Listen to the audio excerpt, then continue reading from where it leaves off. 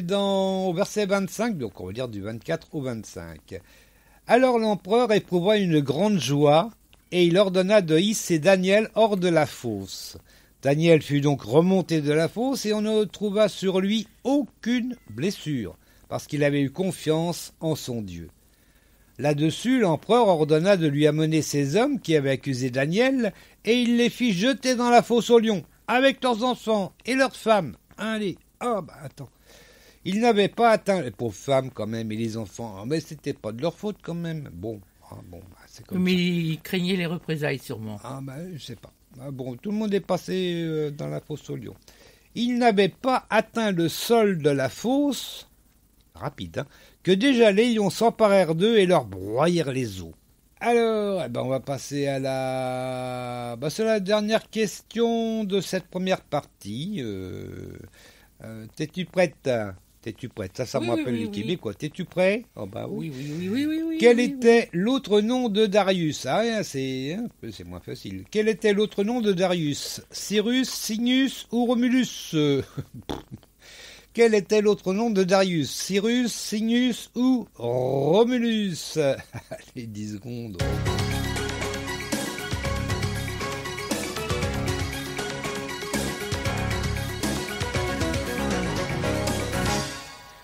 Alors, j'ai un trou. Un trou. Cyrus, Signus ou Romulus, l'autre nom de Darius. On va d'ailleurs un petit peu approfondir avec Wikipédia, juste après que Martine a trouvé la réponse. Oui, d'accord. J'ai déjà l'épaule jusqu'en bas, donc... c'est tout à Cyrus. fait... Voilà, Cyrus. Cyrus de Perse. Exactement, bravo. Je n'avais pas descendu jusqu'en bas.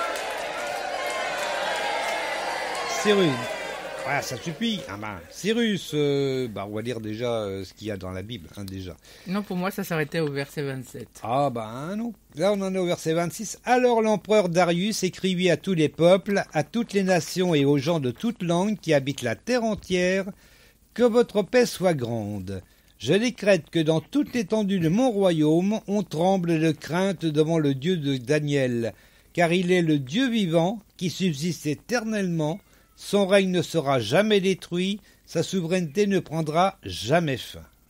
Il délivre et il sauve, et il accomplit des merveilles, des signes extraordinaires dans le ciel et sur la terre, car il a arraché Daniel à la griffe des lions. Et enfin le dernier verset, Daniel prospéra sous le règne de Darius, c'est-à-dire de Cyrus le Perse. Alors j'ai été jeter un petit coup d'œil sur Wikipédia, en tapant Darius, il m'a sorti Darius Ier. Est-ce que c'est le bon? Je sais pas. Mais bon, on parle quand même de Cyrus dedans. Darius Ier, donc dit le Grand, qui est né vers 550 avant Jésus-Christ, mort en 486 avant Jésus-Christ. Et donc il est le troisième grand roi ou quatrième si on compte Bardia de l'Empire perse. Il appartient à la dynastie perse des Achéménides. Voilà. Darius porte des titres. On va pas. Par contre, je lisais donc quelque chose tout à l'heure. Faut que je le retrouve. Voilà, ça y est, j'ai retrouvé. Donc réorganisation de l'empire. Oui, on parle d'empire dans Wikipédia. Darius revoit complètement le système des satrapies établi par Cyrus. Le tribut de chaque satrapie est fixé par le pouvoir central et non plus par le satrape, car c'était une des raisons des révoltes du début du règne.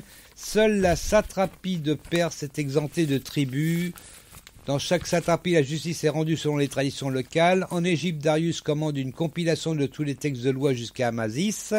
Si chaque satrapie conserve son administration propre, le pouvoir achéménide reste très présent et intervient fréquemment.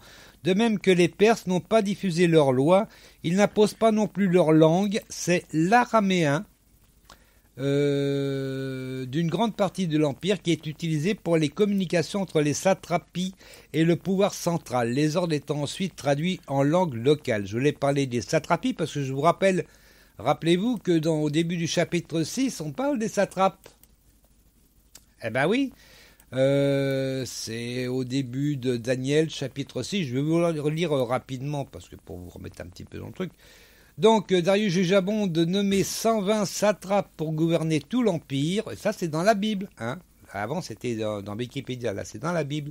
Darius jugea le bon de nommer 120 satrapes pour gouverner tout l'Empire.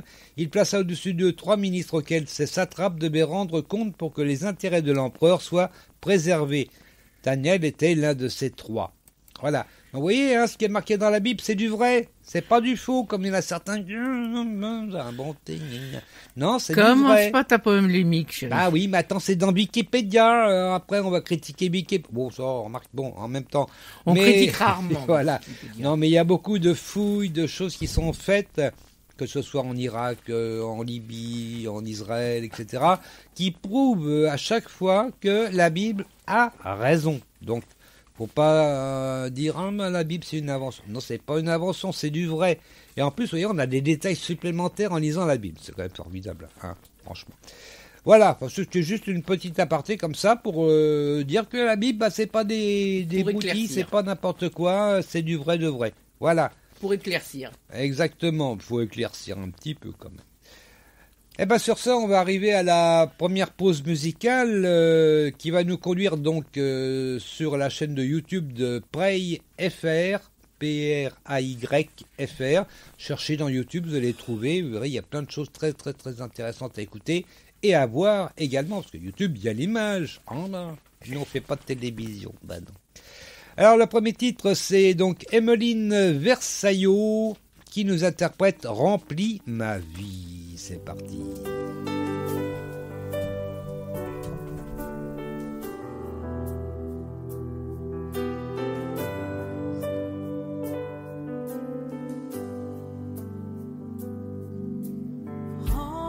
Remplis ma vie de ta présence, de ton esprit. Fais briller ta gloire en moi pour que je sois semblable à toi. Remplis ma vie de ta présence, de ton esprit. Seigneur, fais briller ta gloire en moi pour que je sois semblable à toi.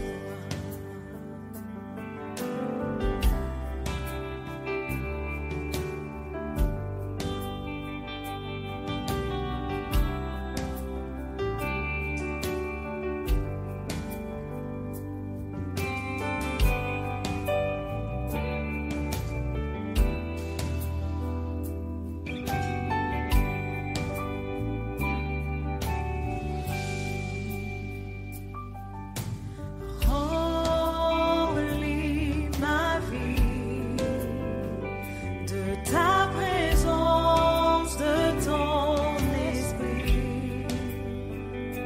Fais briller ta gloire en moi pour que je sois semblable à toi.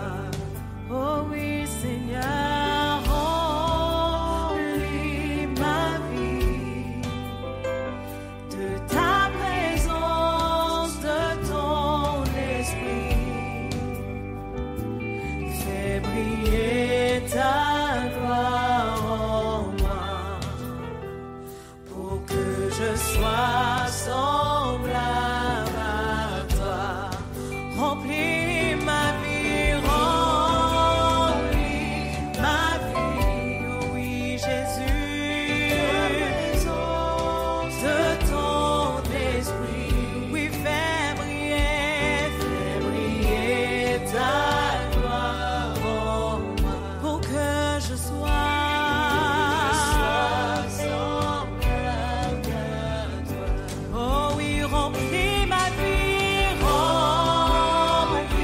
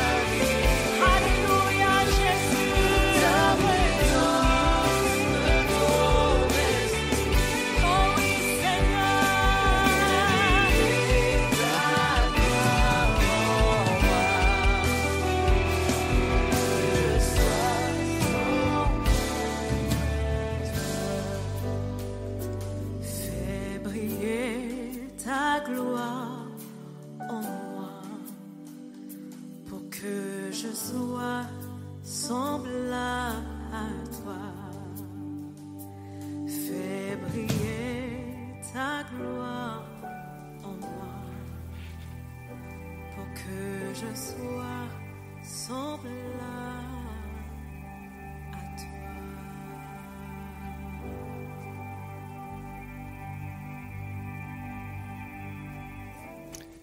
Emmeline Versaillot, que vous pouvez retrouver, je vous le rappelle, sur la chaîne YouTube de Prêt FR. Voilà, c'était une très très belle prière, remplit ma vie. Et puis nous, on va remplir l'émission déjà. On va donc rappeler la question de Peu trop de l'Éternel sur Twitter. Martinette a cherché. Alors je rappelle que nous on est dans la version Summer et qu'il y a une petite différence quand même avec les autres traductions. Donc j'ai modifié un petit peu les propositions de réponse. Voilà, une petite précision, c'est important quand même. Alors, de ces 4 propositions, qu'est-ce que Jacob avait vu dans le rêve qu'il fit à Béthel? Est-ce qu'il a vu un mur, un puits, un escalier ou un chariot? Alors, qu'est-ce qu'ont répondu les twittos? 5% ont répondu un mur, 37% un puits, 53% un escalier et 5% un chariot. Ah, c'est vrai que toutes ces visions, on les revoit dans la Bible, hein, le mur, le puits, le fameux puits de Jacob. En plus, c'est Jacob. Hein. Un escalier, un chariot de feu, etc. Mais bon, qu'est-ce que Jacob a rêvé à Béthel? Alors, un mur, un puits, un escalier, un chariot. On saura ça à la fin de l'émission. Oui, c'est comme ça. En attendant, on va écouter donc le chapitre 7, enfin la première partie du chapitre 7. Faites attention, on va voir. Allez, Daniel, chapitre 7, première partie, c'est parti. Ça fait curieux. Daniel, chapitre 7, dans la Bible du Summer, première partie. Les 4 bêtes et le fils de